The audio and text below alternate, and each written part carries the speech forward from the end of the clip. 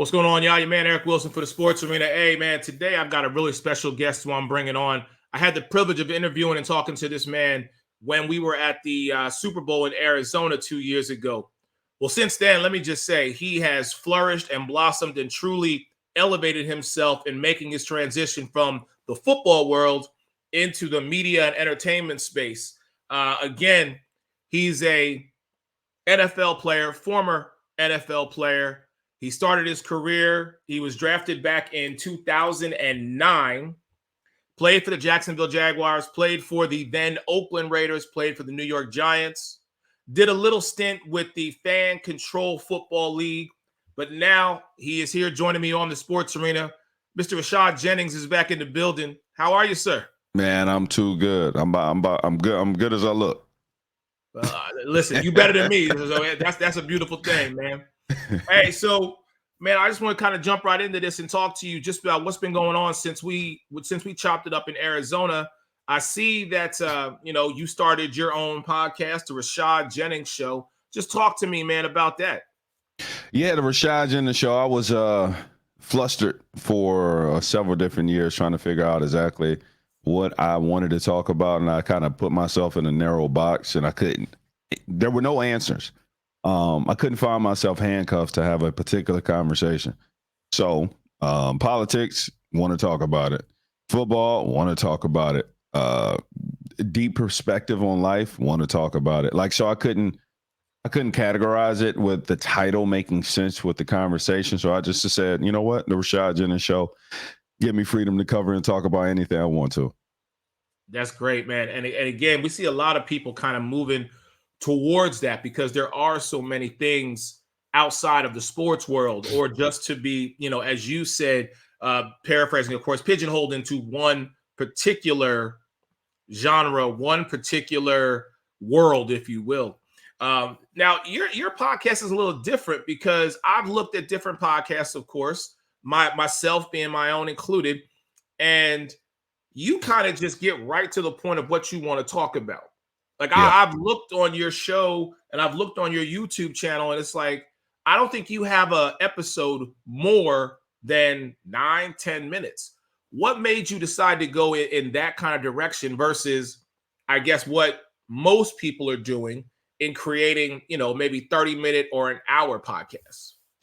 I feel like, the 30-minute an hour podcast, I think it'll be very prevalent once I, get guest on that I want to discuss and really unpack something. But when you're trying to unpack something, typically you already know exactly where you're going and trying to head to. So I want to just jump right into it. People want their information as fast and as quick as possible.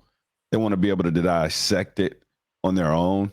And I'm kind of trying to attract a particular crowd. And that crowd is somebody who is mature on the topics, somebody who's kind of already done their investigative work on the topic. I'm not trying to bring information to you that you have no idea about. I'm trying to give you a perspective on the thing that you've already heard about. So I don't want to waste too much time trying to tell you who Jake Paul is, who Mike Tyson is. If y'all don't know them, go to somebody else. Y'all know who it is. Y'all know what the fight is. Here's my thoughts on it. And so I think that kind of a version really allows the listener to trust that you're not going to waste their time. And people, the world moves fast, and people want to understand and know that when they come to you, when they hear you talk, when they have a conversation with you, you're going to give them something they haven't thought about, heard before, or some type of entertainment or educational value that isn't everywhere else saying the exact same thing. Wow, that's okay. I had to take a step back. As you said, ladies and gentlemen, Rashad Jennings was doing his extra extraordinary right there, because that's deep right there. I'm gonna need a minute. I ain't even gonna lie, because I'm like, wow, it just really changes the mindset of you elevating yourself and saying, what does the general population want? Right. And how can I give it to them in a manner that's going to benefit not only myself, but benefit them? Yeah. And some people don't know what they want until it arrives. Right. The idea of you You never know what you're missing until it's gone. You also don't know what you want until it arrived. And so this is the type of information, this is the style of information people actually want. They just don't have anybody to point to say, see, they're doing it, because everybody's following suit on, hey guys, how you doing? Blah, blah, blah, blah. Man, don't nobody care how you doing. Honestly, they really don't. They don't follow you on Instagram, and there's a reason. So it's like some people, and again, there are some people that really like that banter or kind of get the coffee and relax and, you know, settle in with you. And if you have something interesting to talk about, yeah, for sure. But to be honest, a lot of people ain't really talking about anything interesting in their monologues. And I've been consuming this for a while now. So I have thought about doing this for a long time. And I've been very careful of, like, how do I grow this? What kind of voice do I want to be? What kind of direction do I want this show to go? And I understand this about the internet. You probably have a bigger audience than I do, right? And this is what I encourage people. And the internet encourages me, that I've always said when I played in the NFL, I really appreciate not being the smartest person in the room. I really like that. I also like being a novice at something. I like the beginning stages. Right. I like not being great at something, because it's not going to take me too long before I figure it out. Just with football, with dance, I never danced a day in my life. Threw me in an arena, I'm going to figure it out. Wow. First time I never wrote a book. You're a time bestseller. I'm going to figure this out. YouTube, I'm just now starting it. Give me a minute. I'm going to figure this out. You are truly the embodiment, sir, of jack of all trades and master of none. But at some point, you rise above the competition. So let me give you your flowers real quick on that one. So speaking of the NFL, I wanted to ask you, we saw this year, I think more than in several years past, that the world of the NFL and the world of pop culture really started to kind of come together, particularly surrounding, you know, the Travis Kelce, Taylor Swift relationship. What were your thoughts about how the NFL was kind of, I guess, in a sense, reinventing themselves to a wider audience? From a business perspective, I think it's brilliant. You know, when I say business, monetarily speaking, of how to earn more income, bring more eyeballs, views, which views equals dollar signs. Brilliant. You have an athlete who arguably, man, he the best tight end in the league, potentially arguably to ever play. You have one of the biggest pop culture figures, Taylor Swift, and they're dating. If you don't capitalize on that, you're a fool. You're something wrong with you. It's no difference in having somebody like a what's that young girl's name that's playing NCAA right now? Caitlin Clark. Caitlin Clark. If the NCAA doesn't capitalize on the wave that she brings, like, then shame on them. Like, at some point, there's no point of having a marketing department in the NFL and you don't capitalize on one of the most popular relationships of all time in the NFL. So for that fact, from a business side, I think they should do it. From a business side, I'm surprised they ain't done it before. Now, from a player side, I could care less. To be honest with you, for me, I'm a cluster. I don't care about that, but there's so many people that do. But you got to realize how many Taylor Swift fans have now viewed the game of football. Now they're viewing it in their own perspective. They're not viewing it from X's and O's. They're not viewing it from, schemes or schematics. They're viewing it from, oh yeah, good catch. Oh, that was a touch. They're cheating. Oh, they're just viewing it. And that's the point. They yell at the TV and they yell at things. All fans, it doesn't matter who you are. If you're viewing it for the reason why you want to view it, good for you. Guess what? You're viewing it. And I think the NFL tried. I don't even think they did a great job at it, to be honest with you. I think they could have done a lot more. Well, I mean, some of the pushback was you had the quote true fan that was writing into the commissioner saying, I don't watch Sunday Night Football, Thursday Night Football. I don't watch my 8 hours on Sunday to see Taylor Swift in the stands. I watch it for Patrick Mahomes. I watch it for Travis Kelce. I watch it for the Dallas Cowboys, the Seattle Seahawks. I watch my team.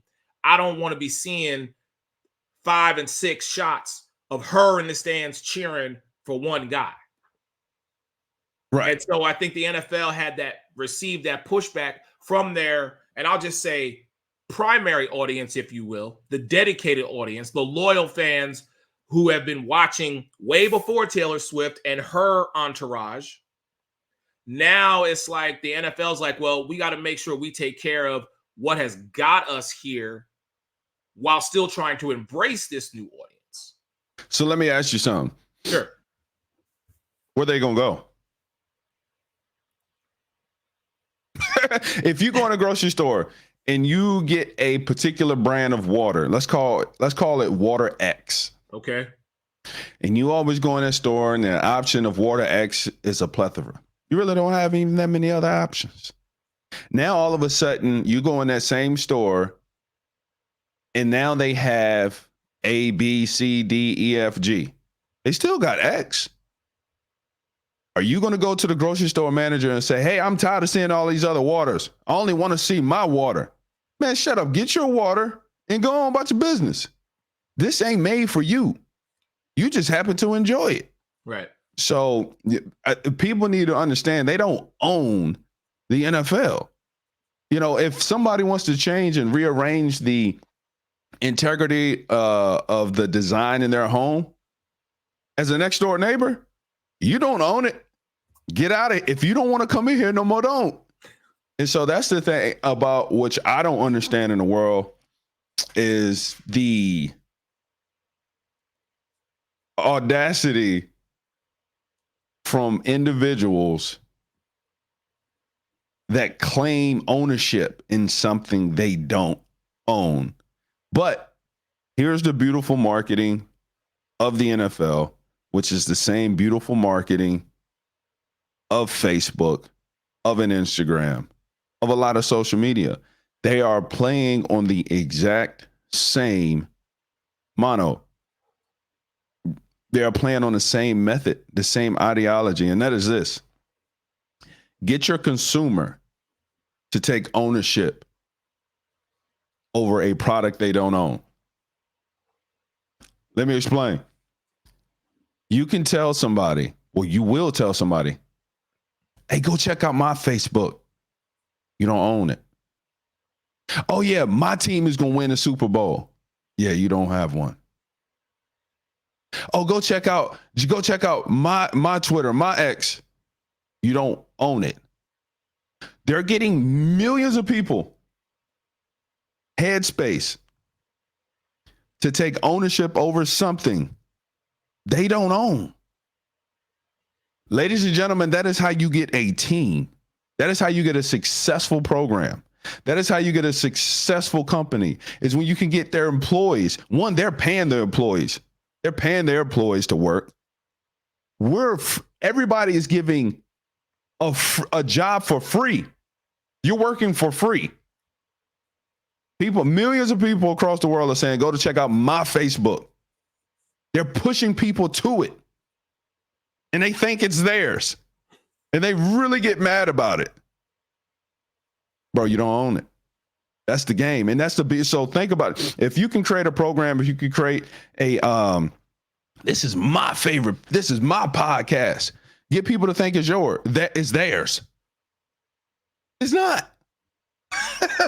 That is the brilliancy of all these like billion-dollar companies, is they actually can get people to believe truly in their heart that they have stake over it. It's just emotional stake.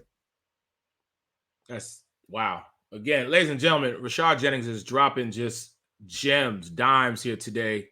I I'm seriously going to have to go back and watch this myself just to start taking notes, man, because this is, thank you. First off, thank you for that, because it really does open a person's mind up to how we conduct business, but more importantly, how we conduct ourselves. You hit it on the head. Because this type of information is not to be discouraging at all. It's to be very uplifting, motivating, and a realization of the schemes in not game, because it's fair game, but the concepts that are really driven behind mega dollar companies and how they work and operate. And the funny thing is, I'm not even sure if they know that that's what they're doing. It's just like, because the reason why I say a lot of successful people don't even know why they're successful. I can say that because I sucked at football. Listen to what I'm saying. This is why I see things this way, Eric. I sucked at football. I had to work crazy hard. Whereas I saw other talented people not succeeding. And I'm trying to figure out, and then I saw some talented people not understand what they are doing that makes them successful. They're just talented. So some people just are succeeding in life and don't even know why. And some people can't succeed and had to learn how. I was the one that couldn't and had to learn how. So I can understand why things are progressing in the right direction more than most. And so I think you got to dissect it. You got to be able to take a car apart the car to put it back together. And so we just got to give a good diagnosis on these things. Like my last post with Jake Paul, man, and Mike Tyson, like people are just talking about Jake Paul and Mike Tyson. I want to diagnose what's going on. Why is Jake Paul succeeding? Like that's what I'm more curious about. Right. Well, him and his brother Logan, because Logan's doing the same thing on the WWE circuit with his prime drink and everything, and just being that guy. You know, it's so funny you say that, because I think I can sum it up for you with what I have always said with regards to my life.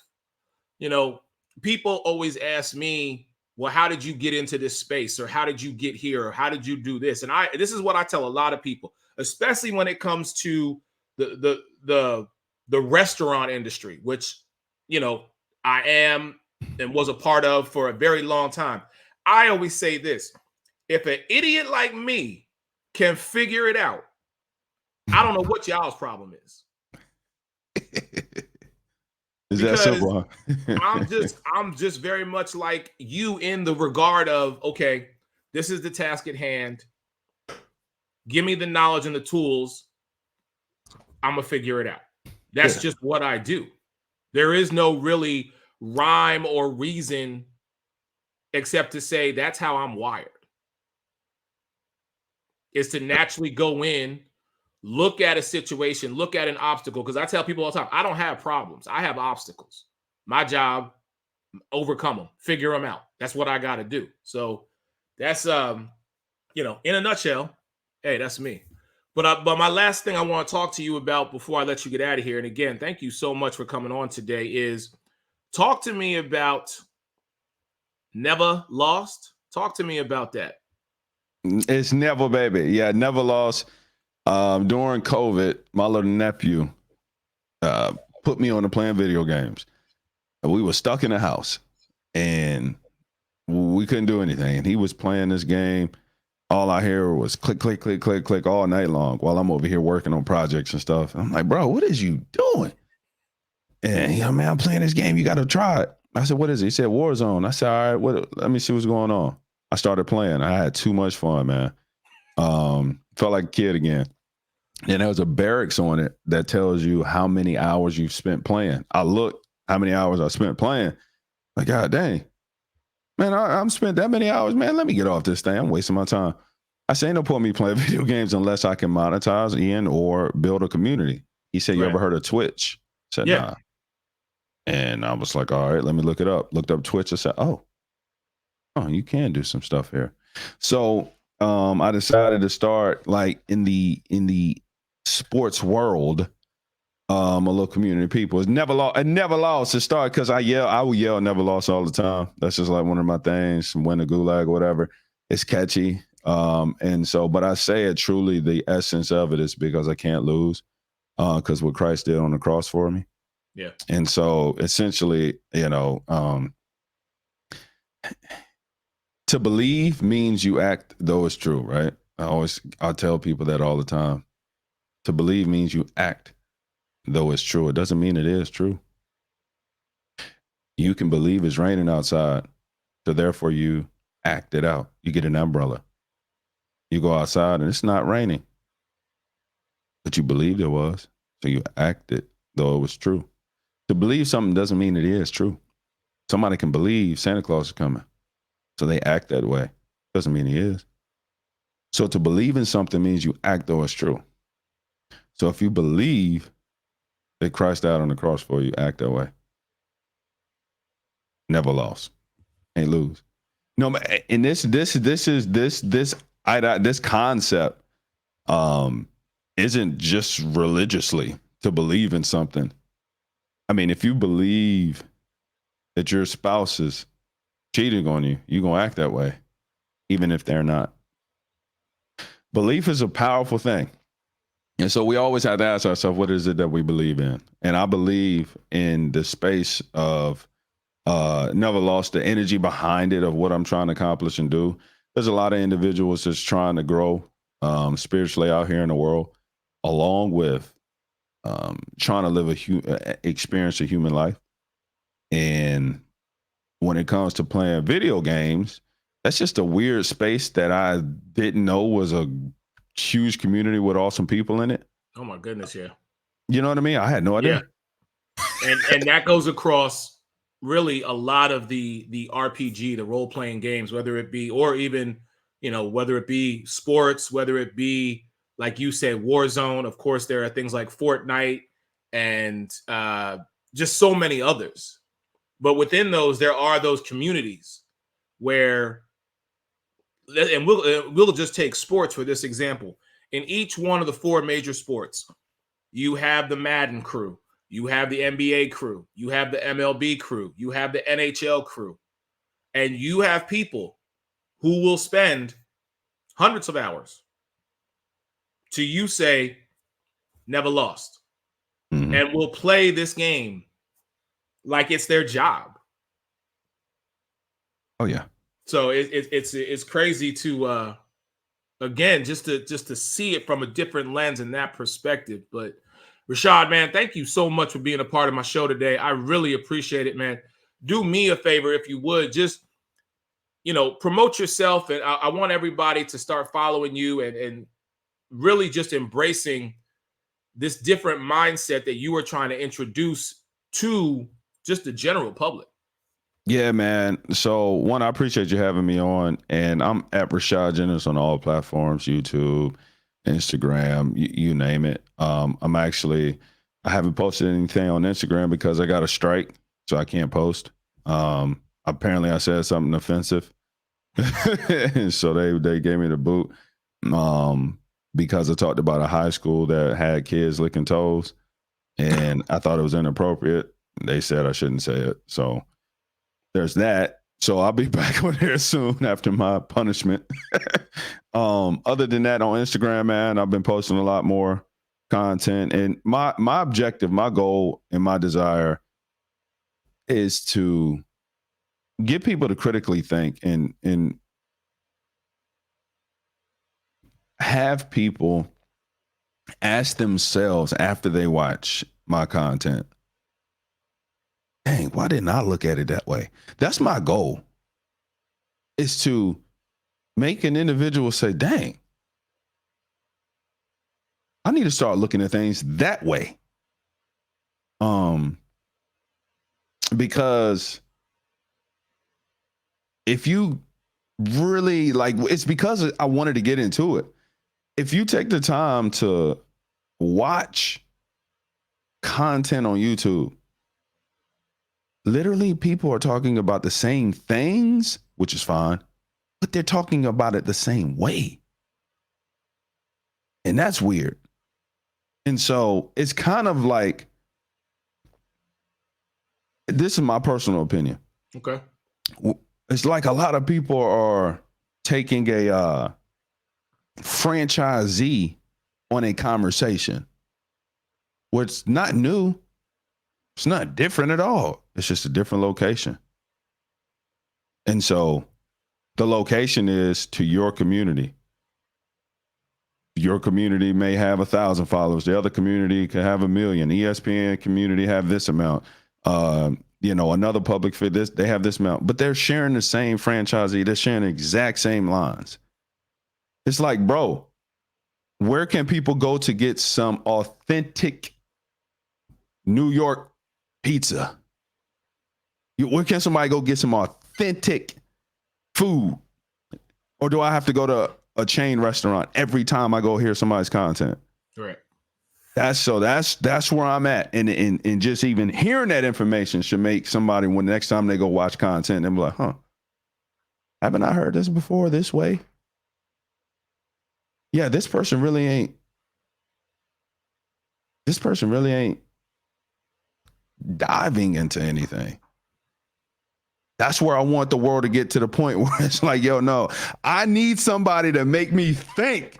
I don't need somebody to be a song in the background where I just unconsciously play and the music going on. I'm like this. Yeah, I already know the lyrics.